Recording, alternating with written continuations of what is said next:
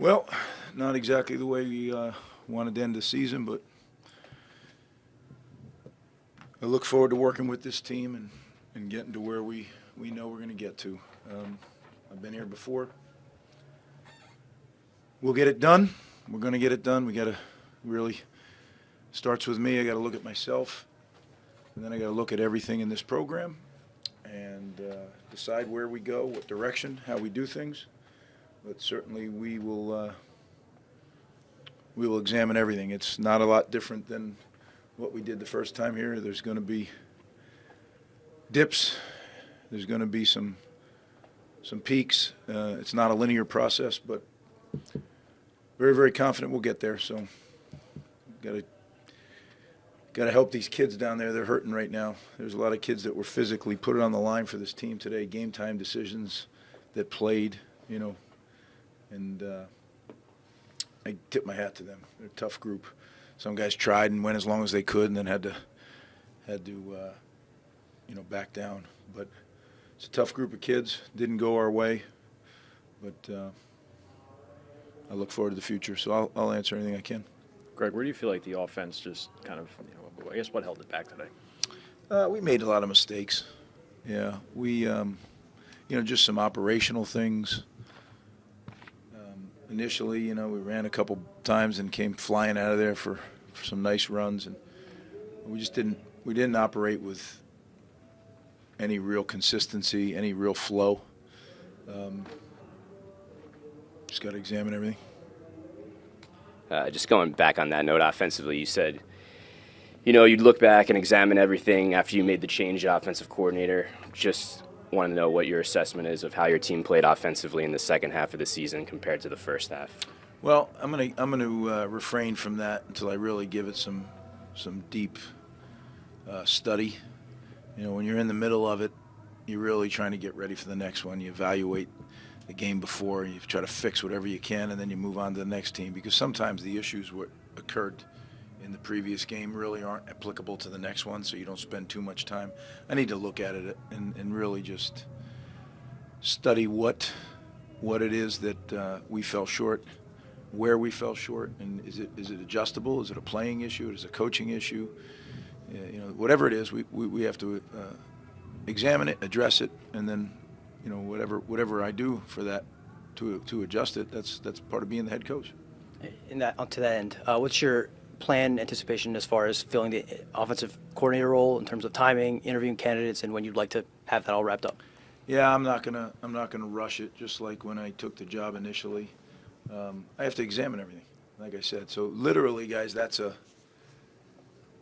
I know people think that's maybe a stall or something, but that's literally what I do, and it starts with me. So it's a tough night and day, and we're gonna get home. It's gonna be pretty early. I have a whole bus ride, and then I get home tonight, and I'm gonna start the process as soon as we get home.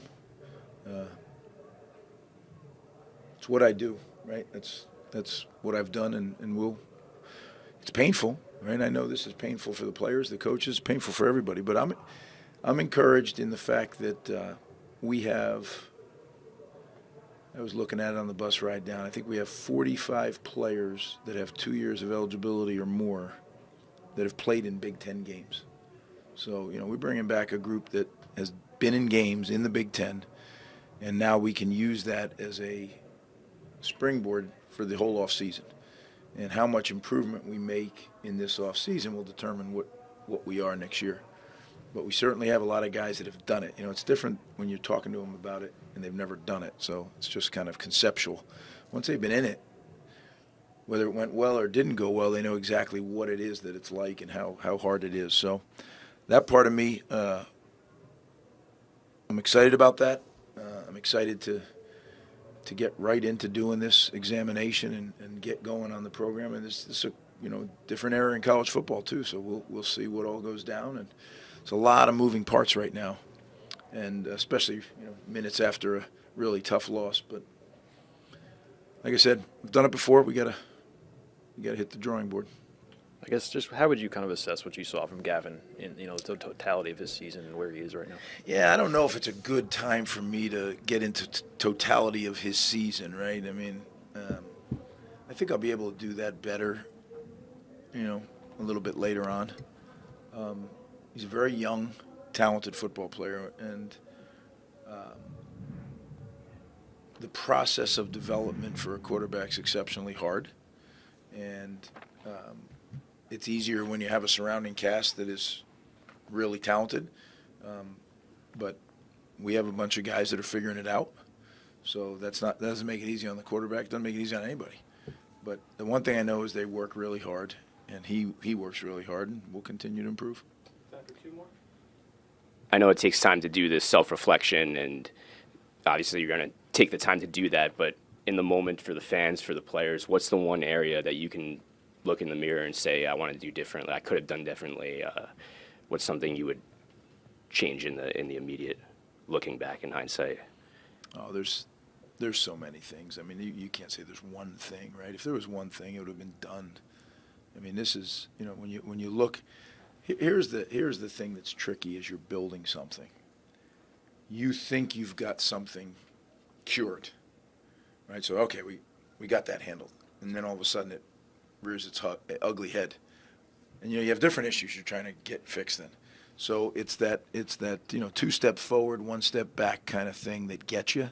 But you can't let it. I mean, if you grow weary of doing good, then you're going to fail. But we don't grow weary of doing good. And eventually we're going to reap a harvest. It's just a matter of sticking with it. I guess just as a follow-up, like, when does this rebuild start taking shape in the terms that you want to see it? Well, I think it's taking shape. We've been rebuilding this since we came back. This, it's not like we took over this program that was, right on the cusp. It literally was dysfunctional, right? So it's going to take a little bit. We're working at it, and I'm not going to get into timeline of, it's got to be this by then.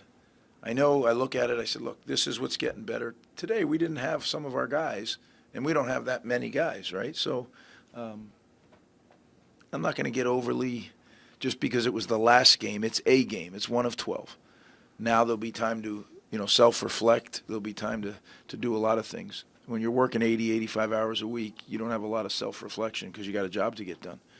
So it starts now. To our fans, though, we got great fans. I know it's frustrating. It's frustrating to me. But it is going like this. That's one thing I can tell you. And we just have to, everybody hang together. And, if you want Rutgers to win, you got to hang together. We'll win. It's going to happen. Just a quick clarification first. You said examine everything. Are you putting other changes on the offensive side of the coaching staff? Is that on the table? Literally every year I do that, Brian. So it's not just, because we're 4-8. Every single season starts with me. Do I still want to do this? Am I a good enough guy coach to do this? I literally have to look at that and say, because I'm in charge, I got to look at it and say, okay. Right? And it goes from there all the way through every position, whether it's nutrition, whether it's the training room. It doesn't matter to me. Like, every piece of the program is critical.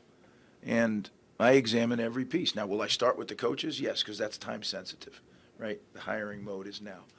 But to say you do one piece at a time, that wouldn't be true either. I mean, you got to do this all the time. You're juggling.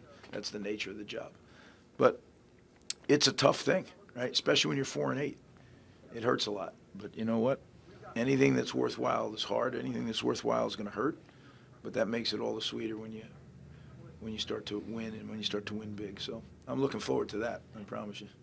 You mentioned the new era of college football. Just actually directly, do you anticipate Gavin Wimsatt being on your roster next fall? And if so, do you anticipate him being your starting quarterback?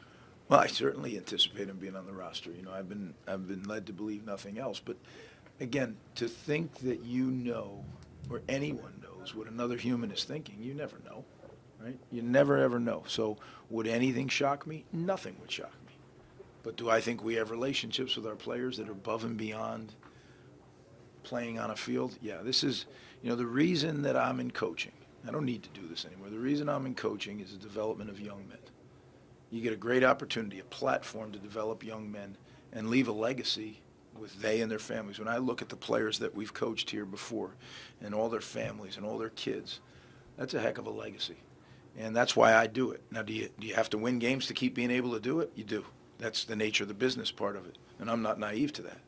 But as I said earlier, it's not like we took over, the 86 Giants here. There was things that had to be fixed, and we're fixing them. And we're moving the program forward. And that's what we'll keep doing. And again, I appreciate you guys covering us because that helps us move the program forward, right? Being in the media, being in the public eye, certainly the excitement that you guys generate for our program is critical, and I do appreciate that. All right, thank you, man.